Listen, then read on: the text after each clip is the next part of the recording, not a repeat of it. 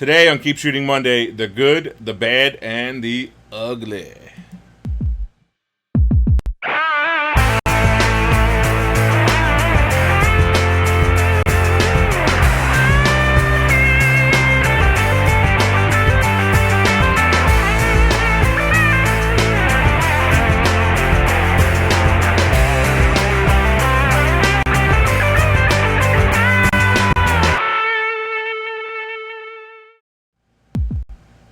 Hey everyone, Greg Cazillo from Cazillo.com. Welcome to Keep Shooting Monday number 34. I think it was 34. Yeah, 34. 34. I'm still amazed at this. Anyway, some good things, some bad things, and some really ugly things that are going on this week. And I'm going to classify each of these things. I'm going to start out with the good, because there really is some really good stuff. In fact, I need to reorder the tabs here on my computer now that I look at that. But man, there was some really ugly stuff out here this week, man. Oh my goodness, some really bad stuff that was released, and some bad stuff that I've seen articles on, and gosh, does it bother me. Nothing I can do about it. I just need to do it. Think about it, educate people like you guys, and then move on.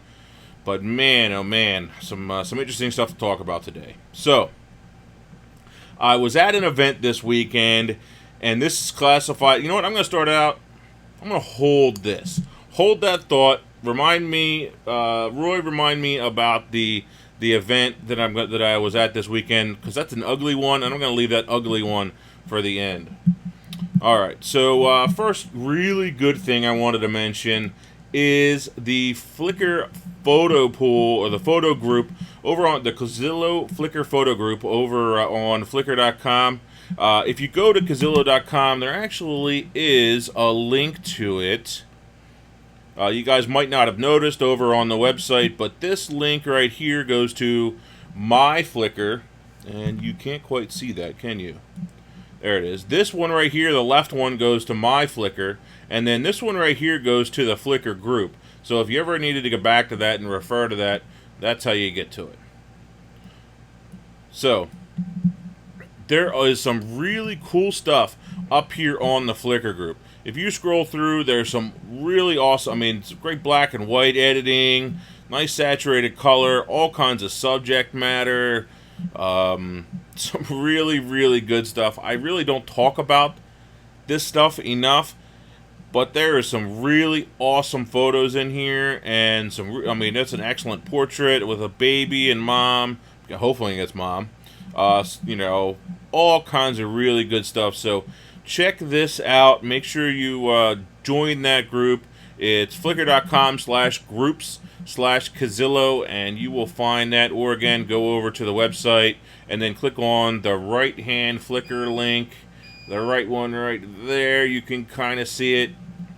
And anyway, click on that, and you can head over to the group and join that. Some really awesome stuff, and it's really cool. So that's one of the good things today. The other thing I wanted to mention that was good, but I need to extend it. There weren't enough entries this week in the photo contest. So, in the contest that's posted over on the forum, couple photos, couple of them weren't good enough, or I shouldn't say weren't good enough. A couple of them were the wrong time, so they weren't new enough. Let's put it that way. You're seeing all the kinds of stuff that I want to talk about today. Oops. So anyway, I'm going to extend this emotion photo assignment, and I want you to add some more photos. I'd really like to see, since school is starting up, I would love to see more photos of kids going to school. Let's add that to this emotion photo assignment. Give it another 2 weeks. Give me some really awesome photos of your kids or your friends' kids going back to school. I think that will be a really neat addition to this emotion photo assignment. They really go hand in hand, so let's add it on. Give it 2 more weeks, 2 Fridays by 5 p.m. As a reminder, your photos have to be taken from the time that I assign it. In other words, right now, up until 2 weeks from now. Okay? They have to be taken in that period. They can't be taken in 2012, which is when one of the photos was taken from, that was posted in, already up on the forum in this thread. It was like taken in 2012, and I opened it up in Lightroom, and it said 2012 in it, so that's not good. That's obviously not eligible. So whether it's a good photo or not, doesn't matter. It's not eligible. So add some photos of your kids going to school, and hopefully we can get a lot more than 549 views on this one. More like the 1,300 or the 22,000 views. This is an awesome number of views. We need to really push this. If you're posting yours, tweet it back out, whatever it is. Once you post yours, that's really cool. But kids going to school, let's get that going. And 2 more weeks on that. So this is another good thing today. Nikon Ambassador Program. If you want to know who the best of the best are in photography right now, this is the list right here.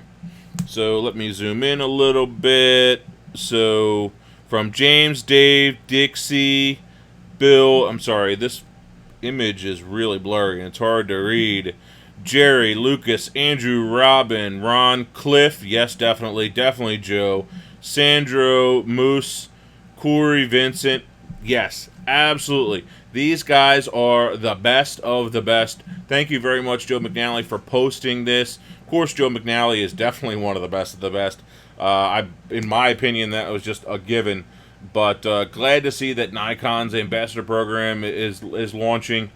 If you do want to read more about it, just Google Nikon Ambassador Program, and I'll put an additional link right over to Nikon's site talking about that. But yes, awesome. You want to really see what photography is all about, see the best of the best images and the best of the best photographers, this is them right here. Good thing. So this is kind of one of those bad things that happens. What do you do when your photos, when your copyright's been infringed? Somebody steals a photo or something, they put it on a website, or they steal it and they print it, and you find out.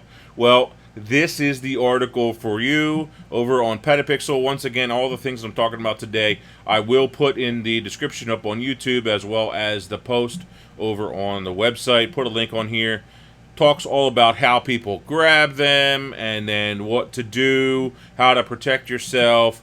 Excellent article. Make sure you check that out. And these two are definitely 2 ways that people find images and just grab them and use them. There's nothing we can do about it except for putting a watermark on them or put some kind of a logo on it. In my opinion, anyway. That's why all the photos that I put up have some kind of a logo or watermark or something. Doesn't mean that someone can't crop it out, but I know that everything that I have put up, out on the web, started out with some kind of a logo or a watermark, so that at least is going to protect me a little bit. Really, there isn't much you can do. But take a read through this. It has some really good information, and you can also understand the idea of fair use. That's kind of one of the ways around the copyright laws, and so basically a lawyer and a judge need to decide if it is really a fair use. If they claim that, and that's the first thing that a lawyer is going to claim on the other side. But anyway, check this article out. It has some really good information. I'm definitely going to be referring anyone in the future that has a question to this article, and to start here on Petapixel. Now for something ugly. Another article that was posted here on Petapixel this week was about this guy David J. and this pass system. I think there's a lot of great information out there as far as getting into the business. I'm the same way. I'd like to try and help other people get into the business if that's what they want to do. And I don't know how good this guy David J's system is. The thing that really got me here is the price point that he is selling. Basically, you take your photos, you post them to his website, and then he'll sell the prints for you for $1 for a 4x6 print, $2 for a 5x7 print, or $4 for an 8x12.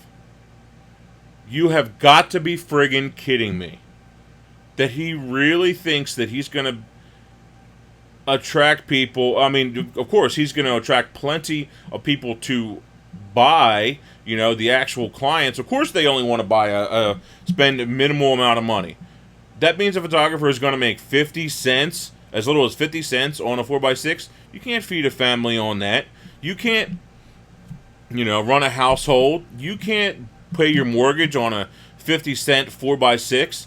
I've paid more than 50 cents for a 4x6 print, and that's all that they want to make on it? You've got to be kidding me.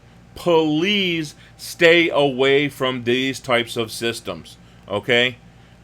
I'm not a big fan of any of these where they take a percentage of the sales.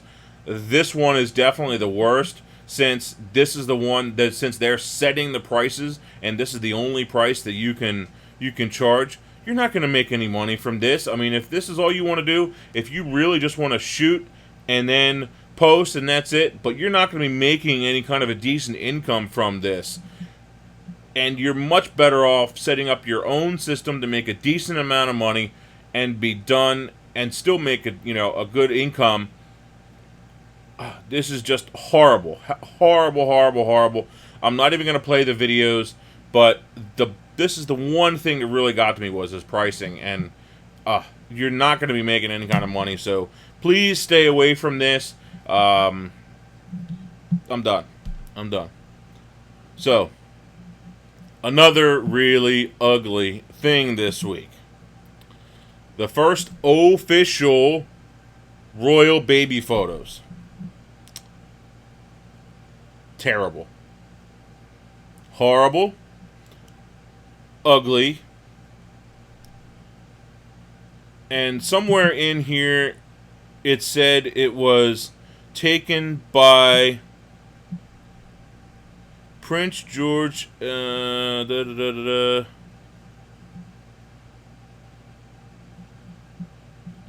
Somewhere in here it says who took them, and it was like a family member took them.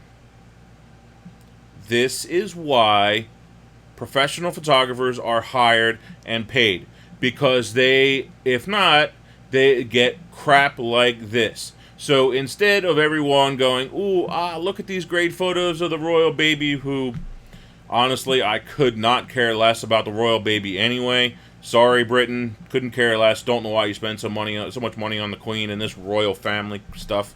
Don't get it. Anyway, this is just horrible. Absolutely horrible photographs. Even just a little bit of Photoshop editing would have made a difference. Well, how could you even release these? You could take better photos with an iPhone than this. Turn on the flash and it'll balance it decent. Just terrible. Horrible. I can't imagine why someone would even want to put these photos up. So, yeah. Bad. Ugly.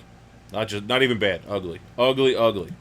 Let's get into something good. Back to something good. I'm actually using this program right now. This program, Synergy. I've been using it a lot lately.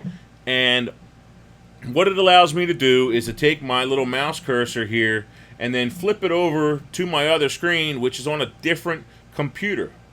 You download one program, and it installs on two computers. It can run as either a server or as a client, and it is sharing my mouse and my keyboard on two computers, or three computers, or four computers, which is really awesome. So a lot of times I will be using both my laptop and my desktop, and so a lot of times I want to, instead of having two keyboards, I got my second keyboard here for the desktop, and it's a big keyboard, or maybe I want to use this one. I can use one mouse, one keyboard on both computers, and then flip in between the two. Now, why you say, am I not using two screens? Well, a lot of times I am using two screens, but I might be using all of the computing power of the one computer for one job, and then want to be able to flip back over to the other computer for just, say, email. And so I've been doing a lot of that lately, and so this is the one that I've been using. Excellent program, Linux, Windows, or Mac, and you just install this little client. They all work together. Donate a couple bucks to him. I did. Excellent little program. He's coming up with regular updates, and Basically, like it says here, it's just a KVM switch, but without the video, because you're running your own video monitor here and then your own monitor here, but you're just using this one keyboard and mouse. And so I'm using this mouse through the MacBook over onto the PC, and the keyboard maps work, and I can still use the Windows key on the PC, or opposite. You still have the command key or the option key on the Mac with the PC keyboard. So everything's working as expected, which is awesome. And so great little program. And so yeah, check it out if this is something that you're interested in. Cable ties. This is going to remind me, Roy, you don't need to remind me again, because this is getting right into this. Cable ties. This is something that I've been using for a long time. These nice little Velcro cable ties. They come in this cool little roll, and so you're not going to have a huge bag of them that you can't find or whatever. I've bought a couple of packs of these over the years because I've either lost them or whatever. But I've done a better job of keeping them, and I usually just put them on the cable and then I'm done and I don't have to use it again. Here's the actual tie. And so it goes around like that. This one that's on the website is actually longer than this one. This is a really short one, but the ones that they're selling here are longer. I think I saw a description in here. They were longer than that. One piece, 8 inches long. So that's a good length for some pretty big cables. Anyway, you put it on here, and then you wrap it around, and it stays that way. And it's going to stay in a handy little bundle, and it's going to be clean and out of the way. Now, the other part of this, though, is wrapping it so that it stays this way. So it stays cleaner, and it's easier to then unwrap. And I actually wrap all of my cables in a certain way on purpose every single time. All right? And I've never seen anyone else do this. But it works so well, it really does. And, the cable comes completely out. It's not twisted, without issue, every single time. I'm actually setting up my lights today, and I'm like, damn, I really need to talk about this, because it's not something that I've mentioned ever. So, how is it done? And I'm sure there's a million other YouTube videos on this that you can find, so I'm sure I'm not the only one that has ever shown this. But, start out with your regular loop, okay? The problem is, when you loop it like this, again, you're twisting, okay? And you're introducing a twist into it, and then by the time you get to the other end, it's twisted, okay? Then when you uncurl it, you need to untwist it again, okay? Because you're actually introducing a little bit of a twist in order to get it to do that. So the way you get around that is to take this and to go like that. I just did that wrong. Shoot. I kind of need to do it and not think about it.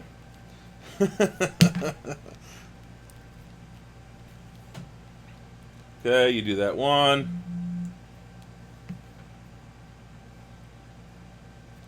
There it is. Okay. There's another one. Okay, then a regular one. And then a twisted one. There it is. See that? Okay, then a regular one. And now I'm thinking about it again. See how that's kind of going behind? Okay? That's how you keep from introducing that extra twist. And that's how it stays cleaner and the cables don't get all twisted and mangled and messed up. And then you put your nice little Velcro tie on it, and it's going to stay like that, stay that way, nice and compact and clean, and it's going to work really good. So let me show you once again here. I'm not going to untie it completely. Where did it go? Okay, now I messed it up. It figures. See? That's why you got to pay attention. Okay, there it is. So you're doing the regular one, and then you're just giving it a little twist. Okay, you're just twisting that wrist like that. Okay, see that?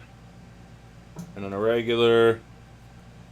And I'm sure there might be other ways. If you know of another way to do this, I'd love to see it. Maybe there's another better way to do it. But this is the way that I've been doing it for years, and it works great. I do it on all of my USB cables, my computer cables, and my power cords. Anything with a long cable, I do this, and I do it all the time, and it just keeps my cords a lot cleaner. So check that out. I'll try to put a link somewhere to another video online where you can learn how to do this. Maybe it'll show it a little bit better than I did today. So check back on this video in the description, and of course the blog post for that information. Oh yeah, that was where I Googled that, and I got that done, and I talked about that. So let's get into some questions. That was the last thing that I did today. My computer should be a little bit quieter today.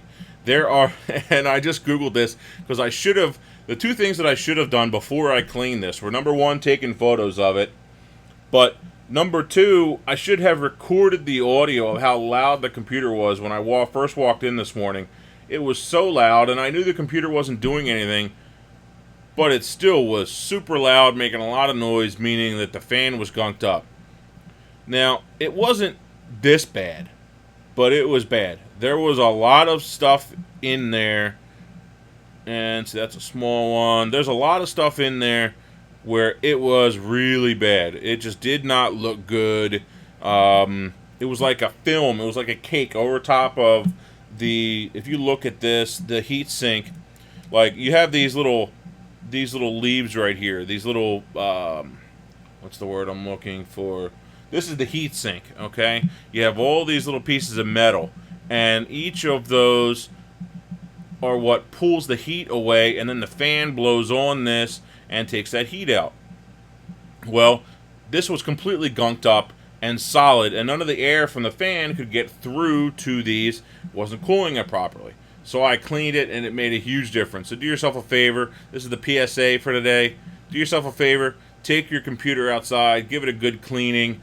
If you do have a laptop, maybe send it out. If you find the fan is running a lot, or you're in a lot of dusty conditions, maybe you need to send it somewhere to get it cleaned. Do yourself that favor, and it's going to extend the life of it because it's not always running hot. If it's running cooler, it's going to run better. And so, yeah, that's it. So let's get into some questions today. Wait, did I have more? I thought I had clicked on a couple of questions and put them up here in tabs.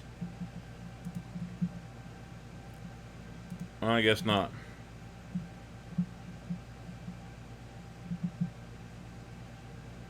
This is one of the questions that I was going to talk about today. Not a pro, but I can't decide between a 24 to 120 f4 and the 24 to 70 2.8. Like your advice, I got a D600, which it should say I have a D600. I know it's only Twitter, but it's still good to tweet with good grammar. Anyway, Kenneth, I would probably go with, and I know what I would go with, I would still go with the 24 to 70 2.8. Here's the reasoning. One stop is actually a lot. And when you're talking a low light situation and you can go down by another stop to 2.8 instead of being stuck at f4, you're going to be glad, because it makes a big difference. Even on a new camera like the D600 or a D4 or a D3S, one stop of light, one lower stop of ISO makes a big difference. So I would definitely go with the 2.8, the 24 to 70 2.8 instead of the 24 to 120. And then in the future, consider investing in that 24 to 120 if you still think that you need it. But initially, the 24 to 70 is the way to go, just because you have that extra stop of light. So Roy has some questions he's giving me here, and I'm guessing, Roy, these are all from yes, the event this weekend. I need to talk about this. This is another ugly thing before I really get into more questions. So I was at the event this weekend, some event this weekend, and there's a photographer there. This had to have been the bossiest photographer I have ever seen. She's telling the event staff how she wants things done and what to do and how to do them, yet the event staff isn't allowed to make any kind of changes. And so the point is, when you're working, especially whether it's a wedding, any kind of an event, working with people at any kind of a location or anything, you need to be working with them, not just bossing them around and expecting them to do what you want them to do. So it was terrible, pointing and saying, "Don't do this, don't do that. I have to do this, and I have to get this, and I have to do that." No, you need to work with those people. Find a way to make it work. When you are bossing them around, saying that you only have one angle, you can only do one thing. That means that you don't have the knowledge to be able to change things up and to rework things. And it's obvious in your photography, especially when you show up with a little Nikon 5200 and a crappy lens, that you're probably not a pro. And then the way that you're acting is also doing the same thing. So, she sees this video. Hopefully she'll change in the future. I didn't say anything. I'm not going to say anything. But yeah, it was bad. It was really bad. So, back to some questions. What about flash systems like the Pocket Wizards? What do you think about the built-in systems in the cameras? I think they're good. I don't have a problem with any of those built-in systems. I use my Nikon CLS all the time. In fact, I used it twice last week for different shoots. Works great. I've used it at real long distance outdoors. I think they work fine. If you really need a better system, then consider investing in a system that works with all of your strobes and all the different flashes that you have. Right now I have my Quantum Slaves that work fine. I've been considering going the Pocket Wizards, but I don't really have a reason to. If I am going to go to the Pocket Wizards, I'm going to get the set that will automatically control the power of the flash at a distance with my Nikon strobes. But when I'm using, my other strobes like these, my Brown Lines or my White Lightning strobes, I still need a system that interfaces with those. So make sure you get something that works with all the flashes that you have and anything you might want to do in the future. Which one thing that I want to do in the future is to be able to control a camera remotely. Set up a remote camera and say at a sporting event, set up a remote camera so that when I'm shooting in, one angle, I can have another angle and shoot that too. And that'd be something really cool that I want that additional system to be able to do. I know I can do it with the Quantums, I just don't have the cable to be able to do it. But take that into consideration, some of the future growth of that system if you want to. What do you think about the new Sigma 18-35 1.8? Never used it, sorry. Knife, gun, chainsaw, or crossbow? Knife, gun, chainsaw, crossbow. Well, I have a knife collection. I have a gun collection. I have a chainsaw. I was using a chainsaw a lot this weekend to cut up some trees around the house and clean up. I've shot a crossbow before, but I've never used it. I've never owned one. So I guess I got to go with the gun because they're the most fun. Canon put out the 100D, which is a similar model than the 1100D. They wanted to create a mirrorless camera with the benefits of a DSLR. I'm not big on... I'm guessing the 100D, 1100D is like the T2i lowest end kind of cameras. I think that's what that is. I'm not big on the Canon stuff, as you guys know. Smaller usually means less buttons, which I don't like. I'm not a fan of less buttons. I want to see an ISO, an aperture, and a shutter button, autofocus buttons. I want to see all those buttons on the outside of a camera. I believe it makes it easier to use. So I'm probably going to say I won't like it, but I'd really have to see it in order to put out an educated answer. What do you think about the non-filter cameras, which can create moire? As long as you're not shooting any kind of clothing, or clothing not much, you're probably going to be fine. But if you do shoot product photography, clothing, portraits in the studio, you're going to get moire. Either you need to be really good at cleaning it up in post, which it can be really difficult to clean up in post. I have experience with that, and it's next to impossible to clean up. Or you need to have a second body, one or the other. So if you're doing exclusively stuff where you don't have to worry about it, it's mainly clothing, like this shirt might moire if it didn't have an anti-aliasing filter on this lens or on my camera, just because of the real tight weave and the tight pattern in this shirt. So, yeah. Probably it has its place, but it's probably not for most people. That's why they put out both versions of the camera. Why are you not on the list of the best photographers? You belong there. Well, thank you very much. I wish I knew who said that. Roy just put that in. Roy, let me know who said that. Put that in there. I'm going to thank them. Maybe someday I'll be on that list. Maybe someday. Still, you always need something to aspire to. So that's probably a good thing. Gives me something to aspire to someday when I'm old and gray. Not that I don't have some gray hairs, because I am getting some gray hair. But yeah, maybe someday I'll get to that point. Let's see, a couple more.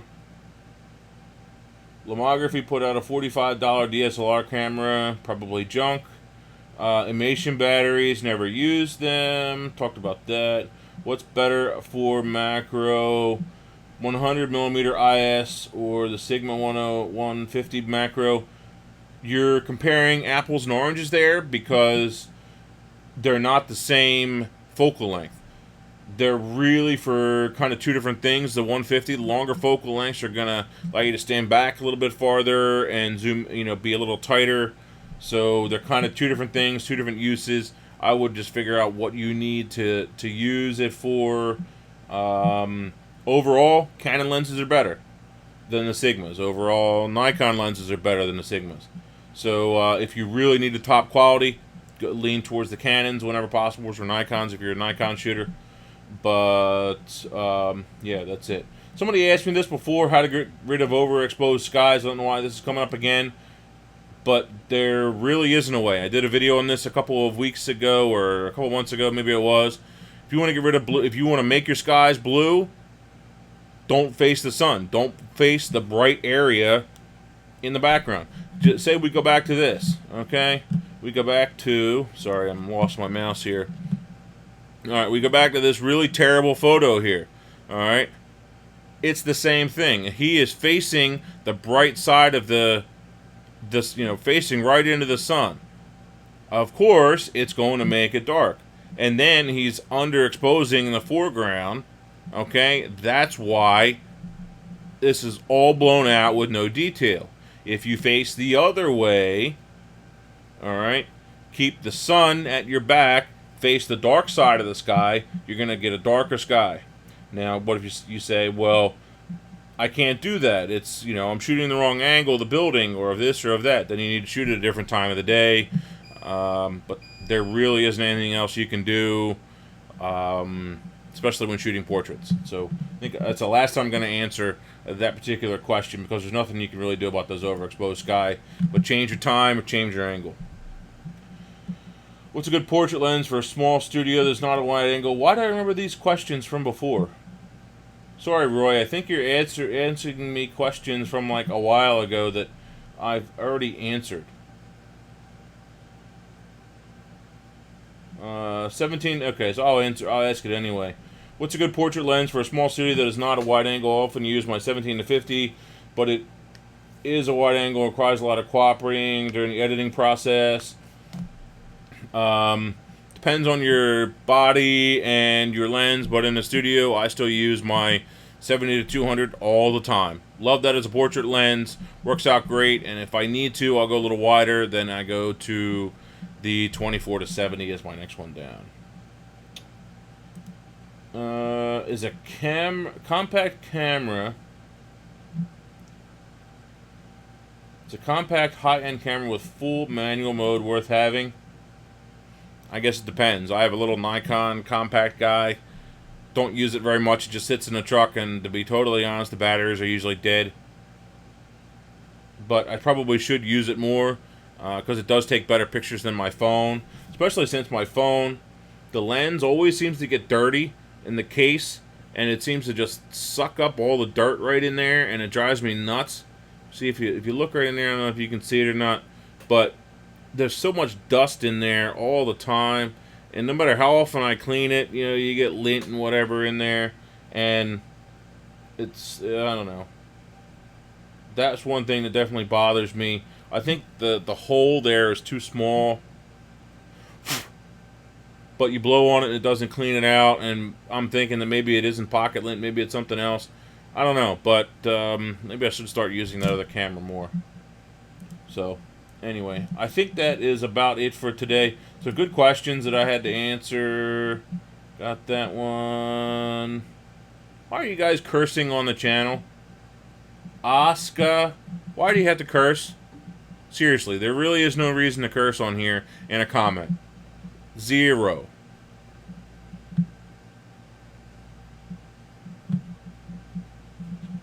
Alright, I think that's it. Oh, yes, there was this one. We're going to create a silhouette. Hey, look, here's a silhouette right here. This one right here, this is a great silhouette. This explains it right away. You have a very bright background, and you have a very underexposed foreground. Now, the degree of that silhouette is pretty easy. By the way, this is Ronick that answered this question. Want to learn what is a silhouette photography and how to click photos in it. I'm guessing he is not American because his English doesn't seem very good. Do you have a video tutorial for it? No. But we're going to refer back to these first baby photos that are going to be remembered as the worst photos ever instead of, oh, how cute the baby is. Sorry, I'm still ranting about this. Anyway, very bright background, underexposed foreground. That's how you get a silhouette. And the degree of the silhouette is up to you and what you do with it. You could have just a little bit of light, or we could have a little bit more light, or we could have a lot of light and still have the background blown out. So, yeah, that's it. That is it. I think that's everything for today. Roy, I think I'm going to be done here. And alright, that's it. Thanks, guys. It was a good show today. How long do we go? Wow, 45 minutes? Holy crap, 45 minutes. Okay. Thanks, guys. Check out the ebook if you haven't already. It's at the... By the way, there's been a lot of people asking me, how do I get the ebooks? How do I get the ebooks? It's at the bottom of all the emails. Once you confirm your subscription, it's at the bottom of every single email that I send out. So if you don't know where to get it, check the bottom of the last email that you got. It's down there. You can download it, add it to your e-reader, share it with friends. Don't have a problem as long as it's sent in its entirety. That's cool with me. Greg Cazillo, Cazillo.com. Thanks, guys. Keep shooting. See ya.